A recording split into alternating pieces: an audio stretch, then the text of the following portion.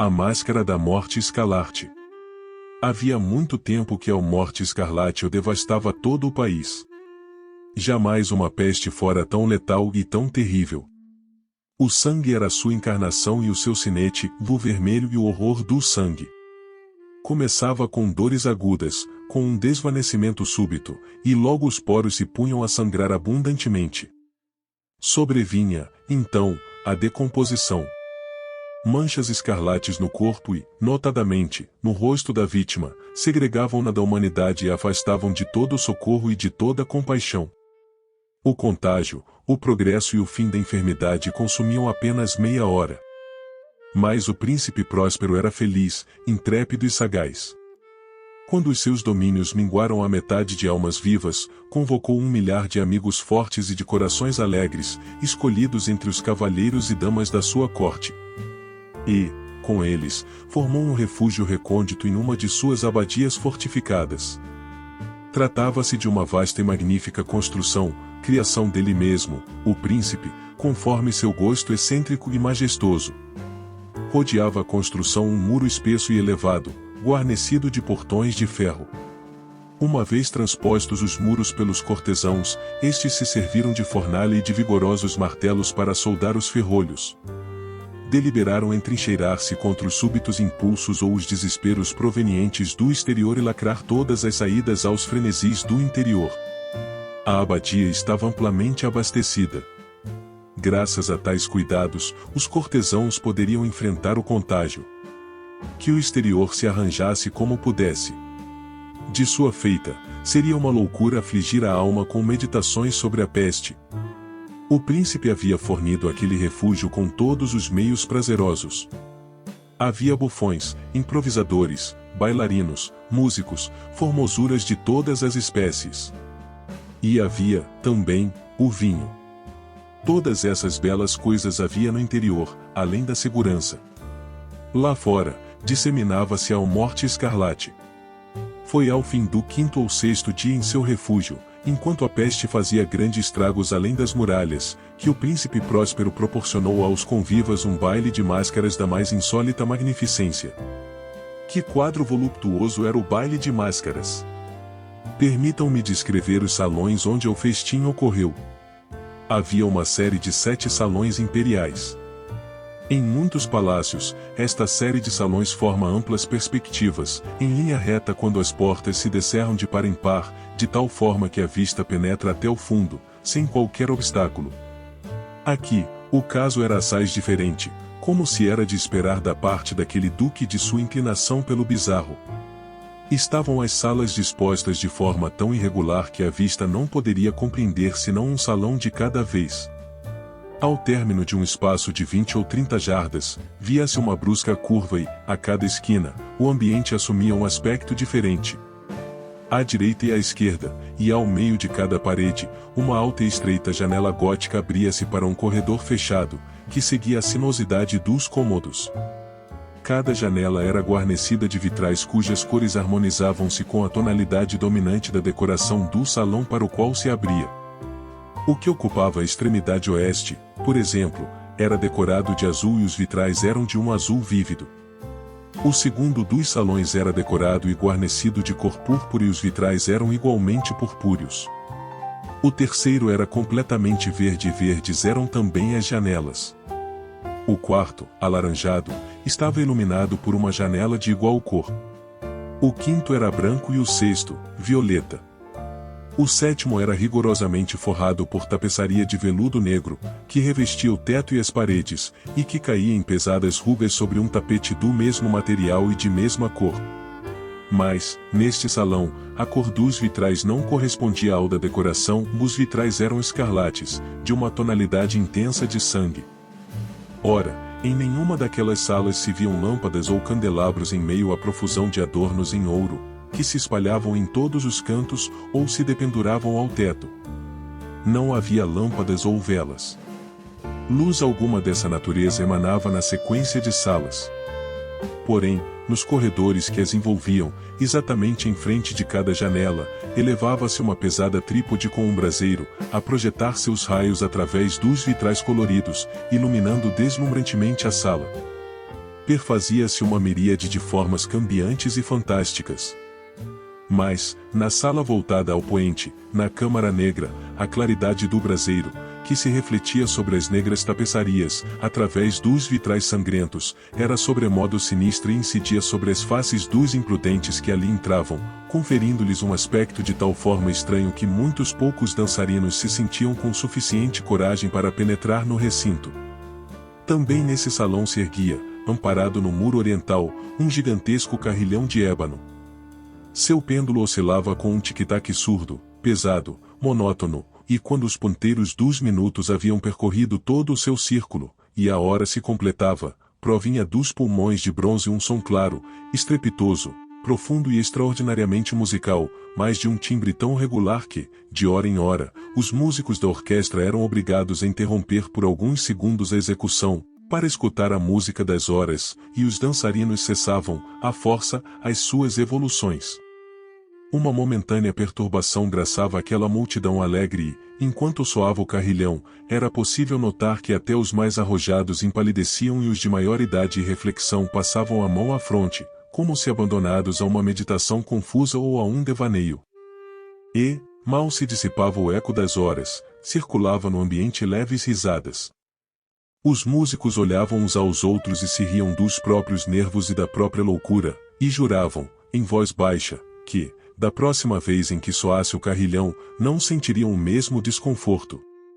Mas, no entanto, quando decorridos os 60 minutos da hora desaparecida, que continha os 3.600 segundos, quando irrompia uma nova batida do relógio fatal, reproduzia-se o mesmo estremecimento, os mesmos calafrios e os mesmos devaneios febris. Apesar disto, a orgia continuava alegre e magnífica. O gosto do duque era especialmente singular. Tinha a vista apurada para as cores e aos efeitos que estas produziam. Desdenhava dos gostos da moda. Seus planos eram temerários e selvagens e suas concepções brilhavam com um bárbaro esplendor. Alguns o julgavam louco. Mas os seus cortesãos sabiam que não. Todavia, era preciso vê-lo, tocá-lo, para assegurarem-se de que ele não estava de fato ensandecido. Para esse baile, havia o príncipe se ocupado, pessoalmente, da decoração do mobiliário das salas e foi o seu gosto pessoal que elegera o estilo das máscaras. Dúvidas não pode haver de que eram concepções grotescas. Tudo era deslumbrante e brilhante. Havia coisas chocantes, fantásticas, muito do que depois foi visto no Hernani. Havia figuras arabescas, com membros e adornos desconformes, fantasias delirantes como a loucura. Havia muito de belo, de licencioso, de bizarro, algo de terrível e não pouco do que produzia repugnância. Era como se uma miríade de sonhos deslizasse de um lado para o outro nas 7 salas. E tais sonhos se contorciam em todos os sentidos, tomando a cor dos salões, fazendo com que a estranha música da orquestra parecesse o eco de seus próprios passos. Mas logo soava o relógio de ébano no salão dos veludos. Então, por um momento, tudo se detinha, tudo emudecia, salvo o ecoar do relógio. Tudo se congelava em suas posturas.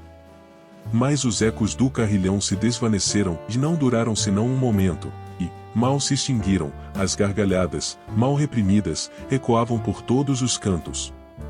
E a música voltava a tocar, reavivando os sonhos, aqui e ali os dançarinos retomavam as evoluções, mais alegre do que nunca, refletindo a cor dos vitrais atrás dos quais fluíam os raios do braseiro. Porém, no salão do extremo ocidental, não havia máscara alguma que se atrevesse a penetrar, porque a noite declinava. Ali se descerrava uma luz de um escarlate profundo, através dos vitrais cor de sangue, e a escuridão das cortinas tingidas de negro era aterradora. E, para aqueles que punham os pés sobre os tapetes, brotava do relógio de ébano um clangor ainda mais pesado, mais solenemente enérgico do que o que chegava aos ouvidos dos mascarados que se divertiam nos salões mais distantes. Mas esses outros salões estavam repletos e o coração da vida ali febrilmente pulsava. E o baile continuava, chegava ao seu ápice, quando do carrilhão soou a meia-noite. Então, como já se disse, a música parou, os que dançavam detiveram-se em suas evoluções. E a angustiante imobilidade a tudo dominou. Agora, porém, o carrilhão bateria 12 vezes. Desta vez, porque ecoou mais longamente o carrilhão, inseriram-se nos pensamentos dos que se atiravam à diversão um maior volume de meditações. E talvez, por isso mesmo, muitos do que compunham a multidão, antes de se esgotarem os derradeiros ecos das últimas horas dadas, puderam perceber a presença de um mascarado que, até aquele instante, ninguém notara. E, tendo se espalhado, aos sussurros, a notícia daquela intrusão, insinuou-se na multidão um murmúrio indicativo de surpresa e desaprovação, que evoluiu para o terror, horror e repugnância. Numa multidão fantasmagórica como a que descrevi, era necessário, sem dúvidas, que fosse a aparição absolutamente extraordinária para ensejar tal sensação. A licenciosidade carnavalesca daquela noite era, realmente, quase sem limites. Mas a personagem em questão havia transcendido a extravagância de um Herodes e ultrapassado os amplos limites do decoro que o príncipe estabelecera. Há nos mais temerários corações cordas que não se deixam tocar sem emoções. Até entre os depravados, para quem a vida e a morte são igualmente um brinquedo, há coisas com as quais não se pode brincar. Os convivas pareciam sentir, profundamente, a inconveniência dos trajes e da conduta do estranho. Era ele alto e delgado. Estava envolto com uma mortalha funerária da cabeça aos pés. A máscara, que lhe ocultava as faces, reproduzia fielmente o semblante de um rígido cadáver, que um exame apurado teria dificuldades em perceber o engano.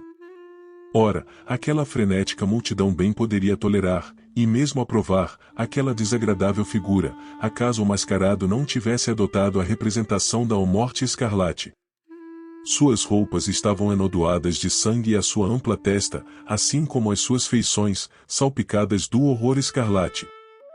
Quando os olhos do príncipe Próspero focaram a espectral figura, e que, com solenes e enfáticos movimentos, feitos para melhor representar o seu papel, evoluía aqui e ali entre os dançarinos, caiu numa violenta comoção e estremecimento, tomado pelo terror e pela repugnância.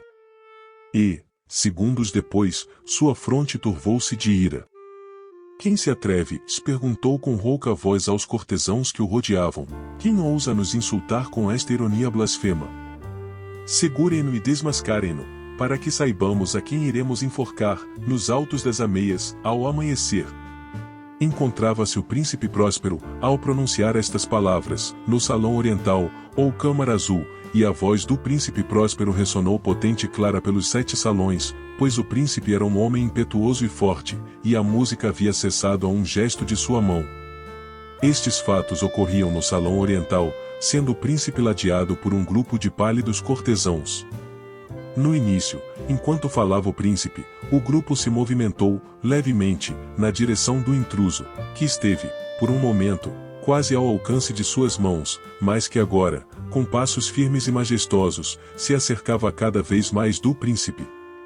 Mas, em razão do indefinível terror que a audácia do mascarado havia inspirado em todos aqueles que ali se reuniam, ninguém estendeu a mão para agarrá-lo, mesmo quando, sem qualquer obstáculo, passou a 2 passos da pessoa do príncipe.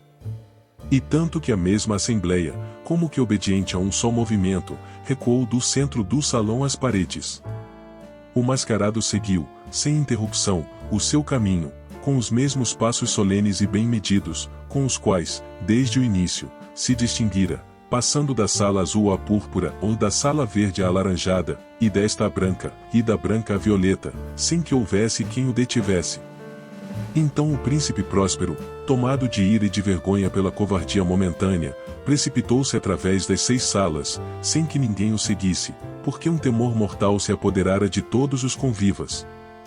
Brandiu um punhal e se aproximou a uma distância de 3 ou 4 passos do fantasma que se retirava, quando este último, ao aproximar-se da sala de veludo, voltou-se bruscamente, afrontando aquele que o perseguia. Ecoou um grito agudo e o punhal caiu, como um relâmpago, sobre o tapete fúnebre, onde o príncipe Próspero tombou morto, instantaneamente. Então, invocando a frenética coragem do desespero, a multidão de mascarados precipitou-se à sala negra, e, agarrando-se ao desconhecido, que se mantinha imóvel e ereto como uma grande estátua à sombra do carrilhão, viu-se presa de um terror inominável, ao perceber que não havia forma tangível alguma sob a mortalha e sob a máscara cadavérica. Todos reconheceram, então, que ali estava presente a Morte Escarlate. Ela se insinuara como um ladrão noturno. E todos os convivas tombaram, um a um, nos salões das orgias, manchados de sangue, morrendo na mesma postura desesperada em que desabaram. E a vida do relógio de ébano se extinguiu com a do último daqueles seres licenciosos. E murcharam as chamas dos braseiros. E as trevas, e a ruína e a morte escarlate o deitaram sobre tudo o seu ilimitado domínio.